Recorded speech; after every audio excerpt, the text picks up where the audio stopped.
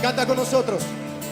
Escuchen reyes y príncipes, escuche toda la tierra, mi música y mi canción yo daré al Señor, de su justicia.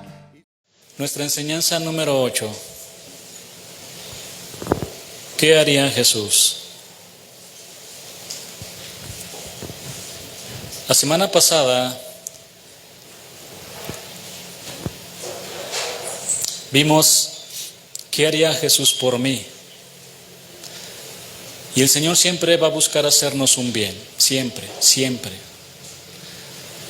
Aunque a veces esté en el quebranto, aunque a veces esté llorando por la situación, Dios está tratando con su vida y con su corazón y mi corazón.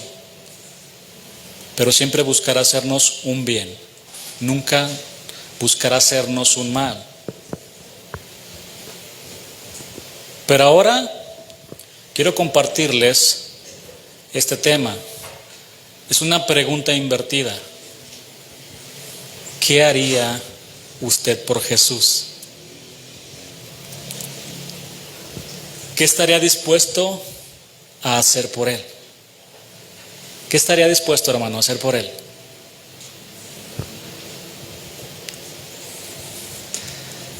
¿Qué haría por aquel que lo dio todo por usted? Es una buena pregunta. Es una excelente pregunta, yo diría.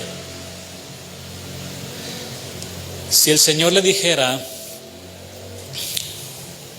o le pidiera, deja ese ídolo que está en tu corazón, porque la palabra dice, amarás a Dios sobre todas las cosas. Deja eso. ¿Lo haría? ¿Yo lo haría? Si le dijera al Señor, vaya a caminar un largo trayecto hasta que llegue hasta, no sé, una parte lejana, y quiero que lo hagas de rodillas y con un nopal en la espalda. ¿Lo haría? ¿Está dispuesto a hacer todo por Jesús, sí o no?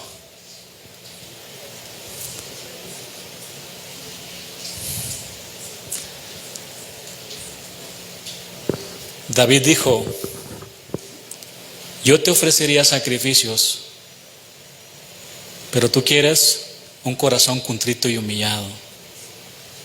¿Y quién le enseñó eso a David? Si él estaba en el Antiguo Testamento. Y lo que se ofrecía eran holocaustos delante de Dios. ¿Quién le enseñó eso? Es algo maravilloso, ¿no? ¿Usted estaría dispuesto a hacer por el Señor lo que sea? Los veo muy callados. ¿Cuántos estarían disponibles, dispuestos, prestos y listos para entregar su vida por el Señor? Como los 3 amigos de Daniel, Sadrach, Mesach y Abednego. El libro de Daniel, en el capítulo 3, registra una situación bastante tensa para los 3 amigos del propio Daniel. El rey, el monarca Nabucodonosor, decidió crear una estatua de 30 metros de oro. Y esta estatua no solo era un recordatorio impresionante de que realmente gobernaba su imperio, era más que eso. Al reunir a todos sus funcionarios del reino a los pies de la estatua y ordenarles que se postraran ante ella, el rey tenía la intención de consolidar su poder. Todos, al sonido de la música, debían postrarse ante la estatua. Una gran multitud salía e iba a los pies de la estatua y se postraban. Pero solo 3 judíos se quedaban de pie. Estaban firmes en su fe. Normalmente, cuando estudiamos la historia de los 3 amigos de Daniel, que fueron rescatados del horno de fuego, transmitimos la idea de cómo Dios los rescató y salieron ilesos y no sufrieron nada. Y eso es verdad. Pero si reflexionamos por un momento, veremos que no fue así. ¿Por qué? Porque eran seres humanos como nosotros. quizás tenían familias, así que se angustiaron en el momento en que el emperador comunicó el edicto que obligaba a todos para que se postraran. Seguramente sintieron que esta prueba de lealtad al Señor era la más dura que habían enfrentado. De hecho, esta es la más dura para cualquier cristiano. Por un lado, estaban la posición, la familia, la seguridad, la comodidad, y por otro estaba Dios. Ellos ya habían estado a punto de morir cuando el monarca tomó la decisión de matar a todos los sabios, incluyendo a Daniel y a sus amigos, si no le decían lo que habían soñado. Vivir o morir dependía por completo de una revelación divina. Esta vez era completamente diferente. Lo único que tenían que hacer para no morir era postrarse. Ahora los ídolos son diferentes. ¿Qué hubiera hecho el Señor? Eso lo vemos también en Mateo 4, cuando Satanás le dijo: ven y póstrate y adórame y te daré todo eso. ¿Qué hizo el Señor? No se postró. Al Señor solamente servirás y le adorarás. Pero hermanos, ¿valía la pena ir en contra de esta ley del rey? ¿Realmente hay algo más valioso que la vida humana? Especialmente cuando se trata de mi propia vida. Debido al tamaño de la multitud, el rey no se daba cuenta de que había 3 personas que permanecían de pie cuando todos los demás se postraban ante la estatua de oro al escuchar la música. Pero esto no duró mucho tiempo, porque unos caldeos fueron con el rey para acusarlos. Usaron un argumento antisemita: hay unos varones judíos que no te han respetado, oh rey. Entonces el rey enfureció y ahora era una pelea a muerte. En su desenfrenada ira, el emperador reveló lo que se escondía detrás de esa ceremonia. Él no dijo: ¿y qué Dios será aquel que os libre de mi Dios? Él dijo: ¿y qué Dios será aquel que os libre de mis manos? Así que la estatua era una representación ¿de quién? Del mismo rey. Cuando el Estado se convierte en Dios. ¿Qué debemos hacer ante leyes que van en contra de nuestra lealtad a Dios y a su palabra? ¿Tenemos que obedecerlas? No, hermanos. Claro que no. Estos varones desafiaron el poder del emperador. Hasta ese momento nadie lo había hecho. Ninguno de los 3 se amedrentaron. ¿Pueden imaginarse la escena a los 3 varones cuando los llama el rey? Así que ustedes no se han postrado ante mi estatua que he hecho de oro. Yo me imagino a Sadrach: no te vas a echar para atrás, Mesac. Por favor. Los 3 estamos aquí. Los 3 recibimos la palabra. Nos enseñaron el Shema Israel. Solo un Dios hay al que tenemos que adorar. No tengas miedo, Dios está con nosotros. Qué imponente, ¿no? La situación.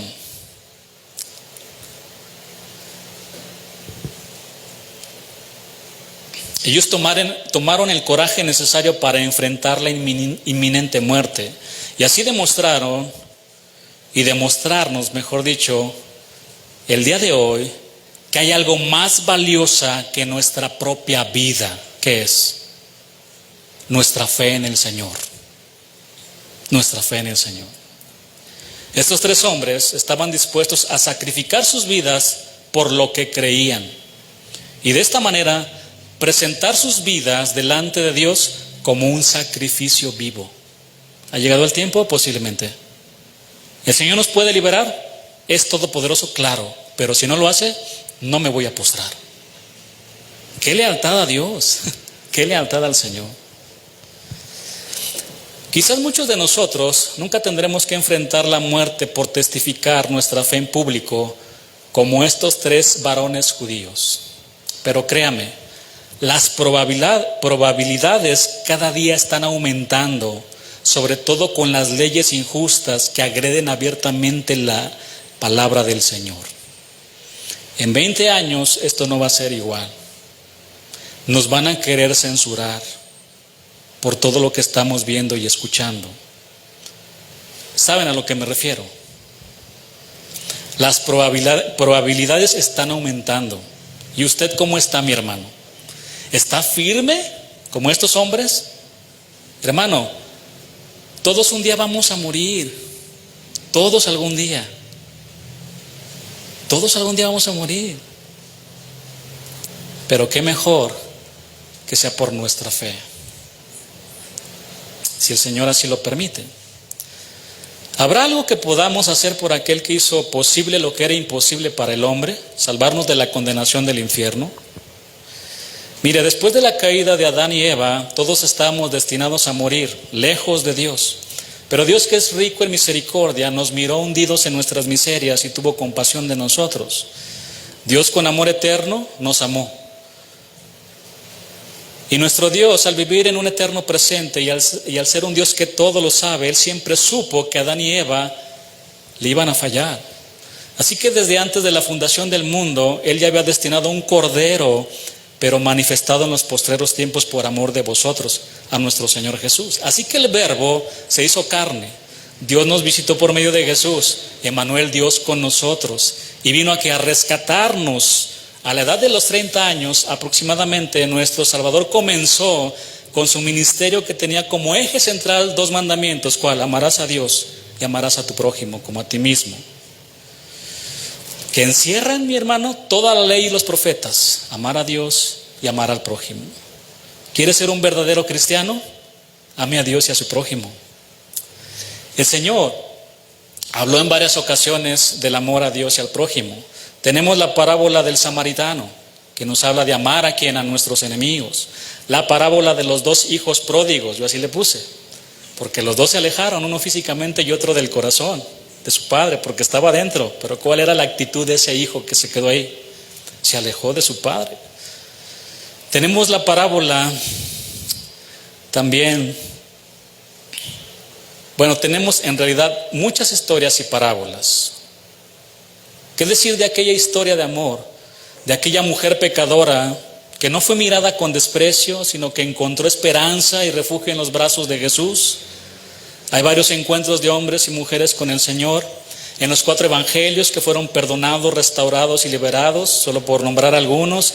El encuentro de Jesús con el endemoniado gadareno, el encuentro de Jesús con la samaritana, el encuentro de Jesús con los 10 leprosos, el encuentro de Jesús con Zaqueo, el encuentro de Jesús con un ciego, etcétera, etcétera.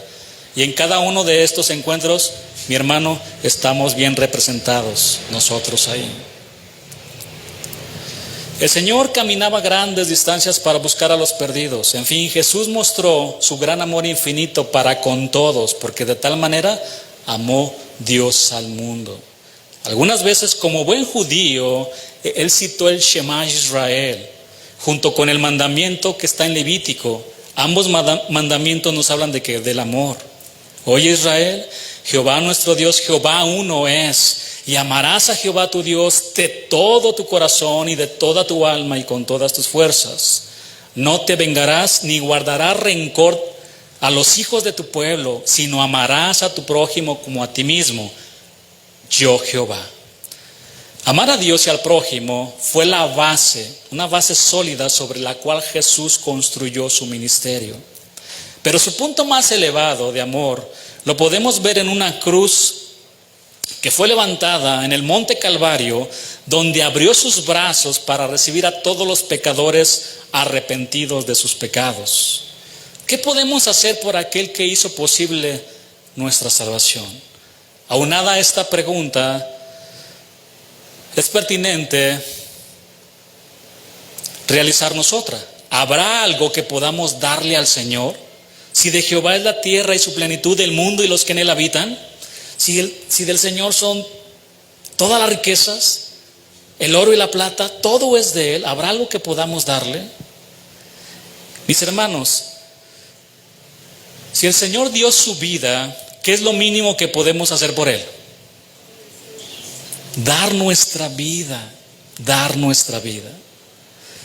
Dar la vida por el Señor comienza por darle nuestro corazón.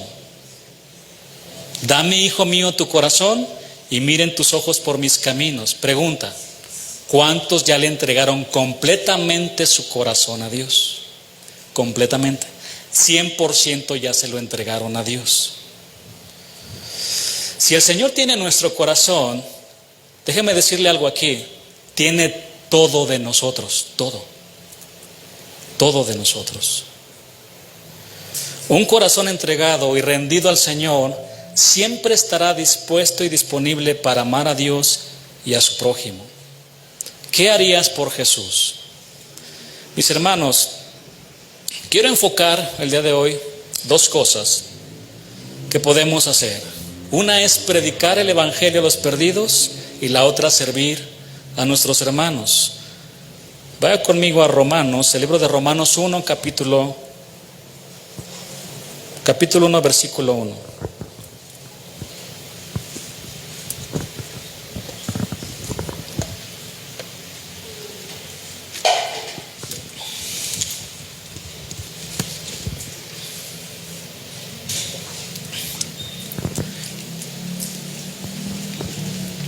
Pablo, siervo de Jesucristo, llamado, consagrado, dedicado ¿a qué? A ser apóstol, a ser enviado.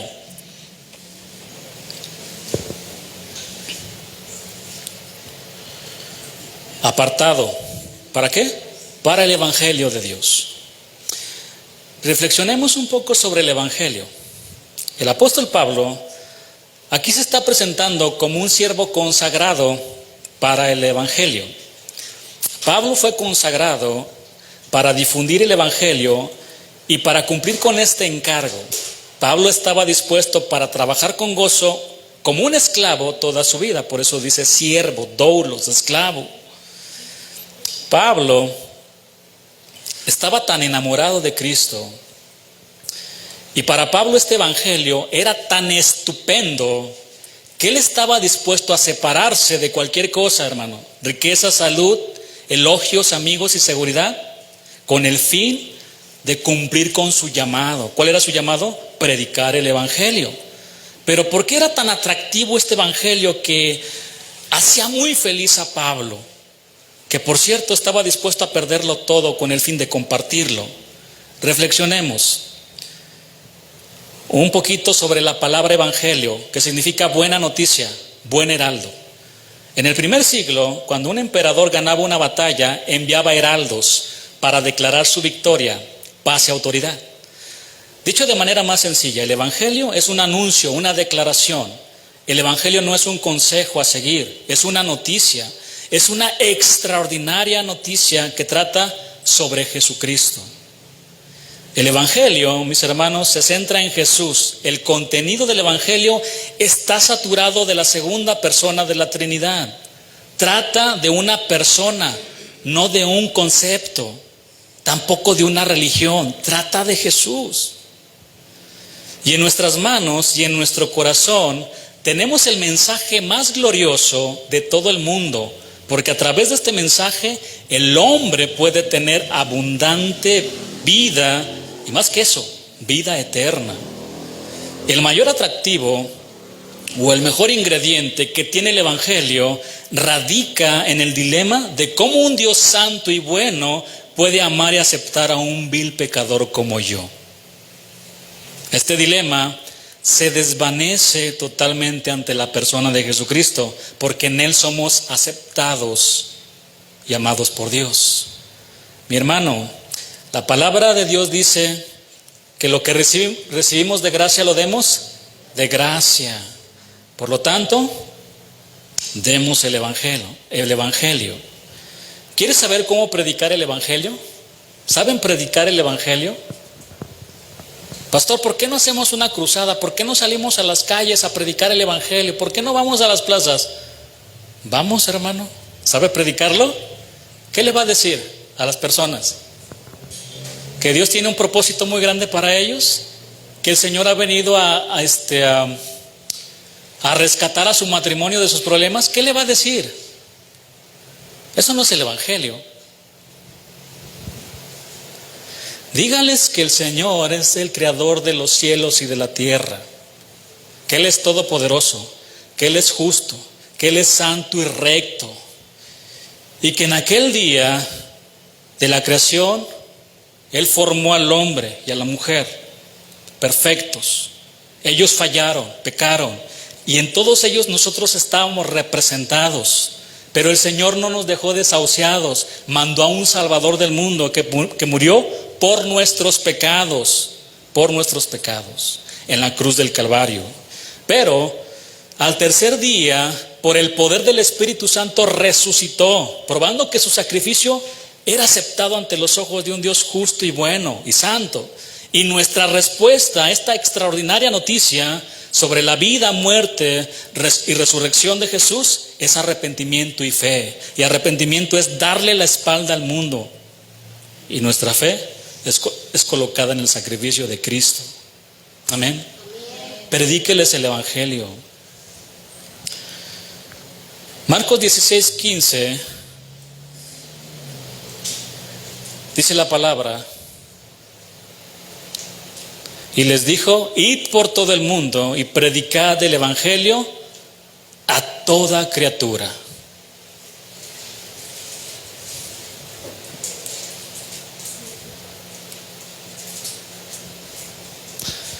Es una tristeza cuando no se estudia la palabra con seriedad.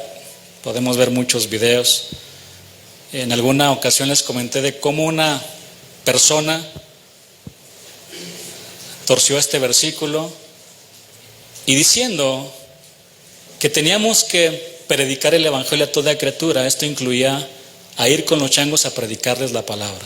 Da risa, yo sé que da risa, pero para que vea, en las tinieblas en las que viven muchos cristianos, y muchos cristianos creyendo eso, aplaudiendo y diciendo amén. ¿Por qué dice amén, hermano, si no es la palabra de Dios? Lea la palabra, escudriñe la palabra. Y les dijo, id por todo el mundo y predicad el Evangelio a toda criatura. ¿Qué harías por Jesús? ¿Dar la vida como Sadrach, Mesach y Abednego? ¿En serio, mi hermano, la darías? Hay una frase del Señor que hemos ignorado, de solo dos letras, id. Este versículo tiene un mandamiento del Señor que comienza con 2 letras, id. Mis hermanos, ¿quieren hacer algo por el Señor? Comencemos por obedecer esta frase, id. Cerca de nosotros hay mucha necesidad, matrimonios destruidos por el pecado, jóvenes hundidos en la droga, ricos sin paz en el corazón. Afuera hay un mundo que está sin esperanza y que necesita urgentemente escuchar el Evangelio. No tiene que ir a África. ¿Sabía que a mí me querían mandar a Israel hace muchos años y a otros lados para predicar? No tiene que ir a Israel, no tiene que ir a Chiapas. ¿Sabe que su África y su Chiapas están en su casa y ni siquiera se ha dado cuenta? ¿Sabe que están a un lado en su vecindario? Ahí está África y Chiapas. Hay una gran necesidad. Con facilidad podemos llegar a estar tan ocupados dentro de 1001 actividades, aún dentro de la propia iglesia local, que olvidamos nuestra responsabilidad con los perdidos que están afuera. Pero una iglesia que se limita a mirar hacia adentro ha perdido su razón de ser en este mundo perdido y además está desobedeciendo el mandamiento de Dios, id y predicad el Evangelio. Es muy probable que la mayoría de nosotros no podamos ir al otro extremo del mundo a predicar, pero siempre tendremos oportunidades a nuestro alrededor que debemos aprovechar. Las últimas instrucciones que el Señor Jesucristo dio a sus discípulos antes de ascender al cielo fueron que debían quedarse en Jerusalén hasta que recibieran el Espíritu Santo para después ser testigos hasta en lo último de la tierra. La conclusión lógica de este mandamiento es que para ser un predicador del Evangelio necesitamos el Espíritu Santo, o lo que es lo mismo, ser un auténtico cristiano. Por otro lado, el mandamiento fue dado a los discípulos que habían estado con Jesús y que habían sido testigos de su muerte y resurrección, lo que los convertía en testigos fieles de las verdades que anunciaban. No los pudieron callar, hermanos. Una vez que el Señor se presentó ante ellos, se afirmaron tanto, Pedro, todos los apóstoles, que empezaron a predicar la palabra con gran vehemencia, con gran valor. Los castigaban y a veces sufrían persecución, pero ellos seguían predicando la palabra de Dios. Por supuesto, este mandamiento no se limitaba exclusivamente a los apóstoles, sino a todos los discípulos de Jesús después de que creyeron en Él al verlo resucitado. Por lo tanto, los encargados de llevar a cabo esta misión deben de ser todos los cristianos. ¡Qué inmenso privilegio! Dios le ha concedido a su iglesia llevar este mensaje que salva y transforma al peor de los pecadores. Él no decidió enviar a sus ángeles, a nosotros, mis hermanos. Él nos ha salvado a nosotros para que llevemos la luz de Cristo a las densas oscuridades. Todos tienen que saber que hay un Dios que los ama. Ahora bien, si alguno lo rechaza o lo insulta, no se sienta mal, porque al que están insultando y rechazando es al Señor. El que a vosotros oye, a mí me oye, y el que a vosotros desecha, a mí me desecha, y el que me desecha a mí, desecha al que me envió, dice Lucas 10, versículo 16. Es muy triste, pero mientras los cristianos se pelean y se comen unos a otros, dice Pablo en el libro de Gálatas, y se dividen, afuera hay un mundo que se está perdiendo sin Cristo. Qué triste, ¿no? Qué tristeza, qué mediocridad espiritual. Nuestro Señor amaba profundamente a los perdidos. En el Evangelio de Juan lo encontramos rogando por miles que se convertirían después por la palabra de sus seguidores. Juan 17:20 dice: mas no ruego solamente por estos, por sus discípulos. Estaba orando delante del Padre, estaba entregando cuentas porque Él ya tenía que partir. ¿Me diste 12? Te entrego los 12, Señor, pero hay uno que está aquí, que lo he amado también. Pero Él ha tomado la decisión de traicionarme, pero aún así lo he amado. Y te estoy entregando cuentas, mi Señor. Mas no ruego solamente por esto, sino también por los que han de creer en mí por la palabra de ellos. Mis hermanos, por tanto roguemos a Dios para ver ¿qué? Para ver con sus ojos. Porque solo de esta manera podemos ver la gran necesidad que hay cerca de nosotros. Por increíble que sea esto, cuando el Señor estaba orando por los que habían de creer por la palabra de nosotros, nos estaba dando al mismo tiempo la oportunidad de que esos hermanos que iban a creer, también íbamos a tener ese grande privilegio de servirlos una vez que hayan aceptado al Señor como Salvador. Iban a creer, dijo el Señor, por la palabra de ellos. Llegarán un día a la iglesia y serán acogidos por sus hermanos, quienes les lavarán sus pies. La segunda cosa que podemos hacer por el Señor es servir a nuestros hermanos, porque servir a nuestros hermanos es servir a Cristo. ¿Cuántos de nosotros, si se presentara físicamente el Señor aquí y le dijera: quiero que me sirvas, hijo, quiero que tú me sirvas, quiero que tú seas mi esclavo, ¿qué le diría? Hermano, o sea, es un gran privilegio, ¿no? O sea, decir, ¿de verdad, Señor? ¿Qué quieres que haga por ti? Fíjate que quiero que me hagas una buena comida. ¿Cómo le haría esa comida al Señor? Híjoles, tendría cuidado de todo. Usted la probaría, no se me pasó la sal, porque es para mi Señor y quiero hacer lo mejor para Él, quiero servirlo. Haríamos lo mejor. Ay, hijo, me ensucié mis pies, ¿me los puedes lavar? ¿Qué haría? Por supuesto, Señor, y te los voy a lavar con mis lágrimas, como aquella mujer pecadora que llegó delante de ti, y derramar mis lágrimas y te los voy a lavar, mi Señor. ¿Cómo no?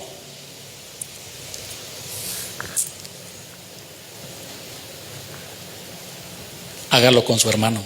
Ahí está Cristo. Servir a nuestros hermanos es servir a Cristo. Jesús dijo en Marcos 10:45: porque el Hijo del Hombre no vino para ser servido, sino para servir y para dar su vida en rescate por muchos. El Rey de Reyes y Señor de Señores, el Dios glorioso, el Dios majestuoso, no vino para apoderarse del puesto más destacado aquí en la tierra, ni para tener éxito, ni para ser famoso o poderoso. Vino para servir. Mis hermanos, hay una gran belleza cuando servimos de una manera desinteresada. De hecho, nuestro Salvador tomará otra vez el papel de siervo. Cuando Él regrese en su segunda venida, con todo su poder, con toda su gloria, volverá a asumir su papel de siervo, a tomar este papel. Lucas 12:37 dice, bienaventurados, es decir, bendecidos, aquellos siervos a los cuales su Señor cuando venga halle velando. De cierto os digo que se ceñirá y hará que se sienten a la mesa y vendrá ¿qué? A servirles, a servirles. Todo esto, ¿qué debe de provocar en nuestros corazones? Todo esto debe de provocar que nuestros corazones se inclinen, se rindan, para que podamos servir y entregarnos a otros en lugar de estar buscando aplausos o prestigio entre nosotros. Mire, mi hermano, el Señor nos dejó el estándar de cómo debemos servir a nuestros hermanos. Juan 13, mientras usted va a ese capítulo del Evangelio de Juan, la escena que se nos presenta en este capítulo ocurrió en Jerusalén. En ese tiempo eran muy pocas las calles pavimentadas, eran caminos tortuosos, cubiertos con una espesa capa de polvo. Cuando llovía entonces, imagínense. Por lo tanto, la costumbre era que el anfitrión proveía un esclavo en la puerta de su hogar para que lavara los pies a los invitados. El siervo se arrodillaba con una jarra de agua, con un lebrillo, una tina y una toalla, y lavaba el polvo, el barro de los pies de los invitados para que pudieran entrar a la casa. Las sandalias se dejaban fuera de la casa, cerca de la puerta. Si un hogar no tenía esclavos para hacer esta tarea, entonces el primer invitado que llegara debería asumir el papel del esclavo de la casa y lavar los pies de los que fueran llegando. Lo que es muy interesante es que ninguno de los discípulos se ofreció para hacer dicha tarea, por lo que el lugar donde sería la cena estaba llena de pies sucios y de corazones orgullosos, excepto el del Señor. Todos estaban disponibles, dispuestos, prestos y listos para pelear por un trono, pero no para pelear por una toalla. Así que el Mesías se levantó de la mesa tranquilamente, se quitó el manto externo y con toalla, jarra de agua y lebrillo en mano, pasó con cada uno de los discípulos a lavarles los pies sucios. Cuando llegó con Pedro, Pedro retiró sus pies. Ellos se acostumbraban a comer en esas bajitas, se inclinaban y así eran sus pies poco extendidos. Cuando llegó con Pedro, él retiró sus pies y le dijo: tú me lavas los pies, no me lavarás los pies jamás. Esta renuencia expuso el corazón orgulloso de Pedro, y el Señor le dijo: si no te los lavo, Pedro, aquí se termina todo contigo, no tienes parte conmigo ya. No, Señor, ahora lávame hasta la cabeza y todo, ¿no? Siempre en los extremos, Pedro. Vaya conmigo, ahora sí al versículo 12. Juan 13, versículo 12.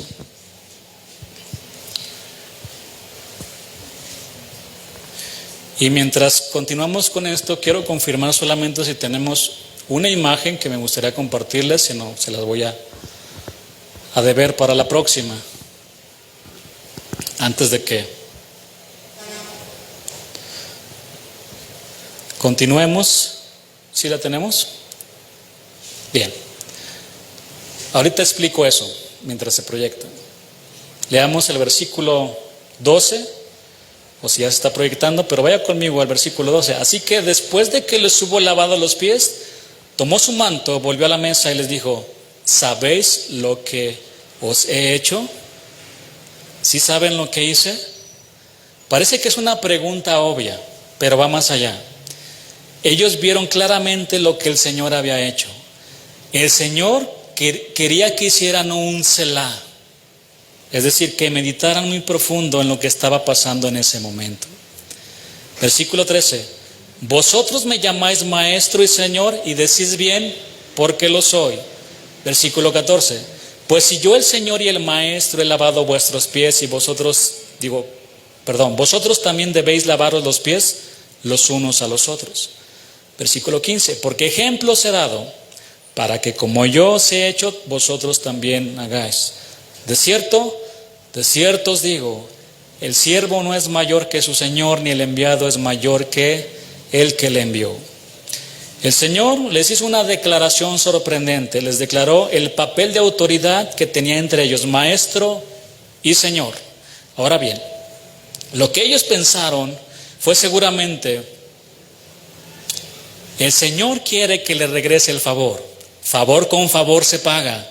Él me lavó los pies, pero por supuesto, yo estoy dispuesto también a lavarle los pies a mi maestro.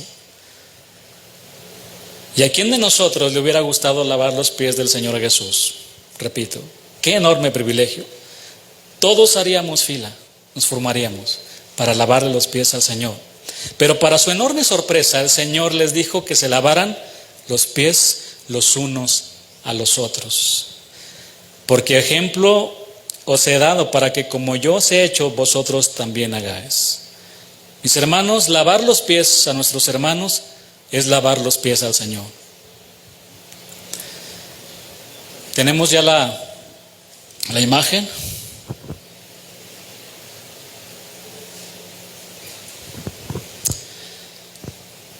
En una universidad de teología en Estados Unidos existe esta estatua, y no es la del rey Nabucodonosor.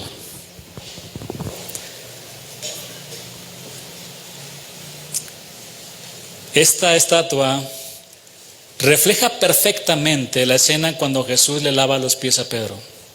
El escultor fue muy cuidadoso en hacerla. El rostro del Señor no se puede ver de ningún ángulo. Usted solo puede ver su rostro colocándose en su misma posición, es decir, arrodillándose. Y si hay agua, se refleja el rostro. No hay otra manera. Si usted quiere verlo de lado, parado, no puede. Tiene que arrodillarse, tiene que humillarse como Él.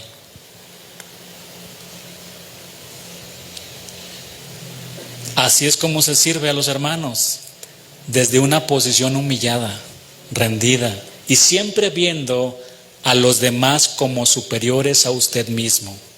Siempre. Nunca se ponga acá. Siempre póngase abajo. Si Él, imagínense, si Él se humilló siendo el rey y el maestro, ¿dónde queda nuestro orgullo? ¿Dónde queda nuestra soberbia? ¿Dónde quedan nuestros derechos? En ningún lado. Él, teniendo todo el derecho de ser servido en este mundo porque era Dios, no lo hizo, porque Él vino para servir y dar su vida en rescate por muchos. Juan 13:17 dice: si sabéis estas cosas, bienaventurados seréis si las hiciereis. Otra versión dice: ahora que saben estas cosas, ¿cuántos saben estas cosas? Dios los bendecirá por hacerlas. Qué hermoso, ¿no? Dios nos bendecirá. Lo único que tenemos que hacer es obedecer sus mandamientos, amar a Dios sobre todas las cosas y a nuestro prójimo como a nosotros mismos, y servir a nuestros hermanos. Si servimos de esta manera, entonces seremos bienaventurados. Servir como lo hizo el Señor es la belleza de una vida desinteresada y que todo lo que se hace es por amor. Vaya conmigo al libro de Gálatas 5:13 para leer unos versículos.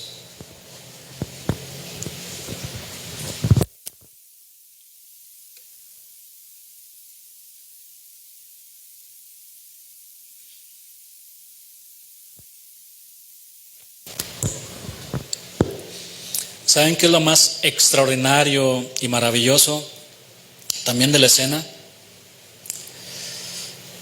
Es que Judas estaba entre los 12. Ya estaba planeando traicionarlo. Y Jesús le lavó los pies. Pero su corazón no estaba limpio. Satanás ya había sembrado la semilla para que lo traicionara. Pero él en ningún momento, y sabía el Señor que lo iba a traicionar, pero no cambió. Él amó a Judas, por supuesto, también. Y aún así le lavó los pies. Sabiendo que su traicionero estaba sentado ahí, fue y le lavó los pies. Es un amor maravilloso el de nuestro Señor Jesús. Porque vosotros, hermanos, a libertad fuisteis llamados, solamente que no uséis la libertad como ocasión para la carne, sino servíos por amor los unos a los otros. Versículo 14, porque toda la ley en esta sola palabra se cumple: amarás a tu prójimo como a ti mismo. Así que nuestro servicio hacia nuestros hermanos debe de ser con amor, porque si no lo hacemos con amor, nada somos, de nada sirve. Porque si tenemos muchos dones que Dios nos ha dado para edificar la iglesia, pero no tenemos amor, nada somos, dice la palabra. Ahora vaya conmigo al libro de Mateo, capítulo 25.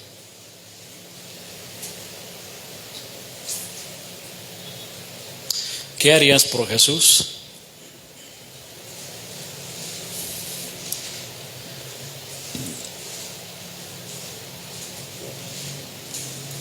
Lea conmigo estos versículos del 34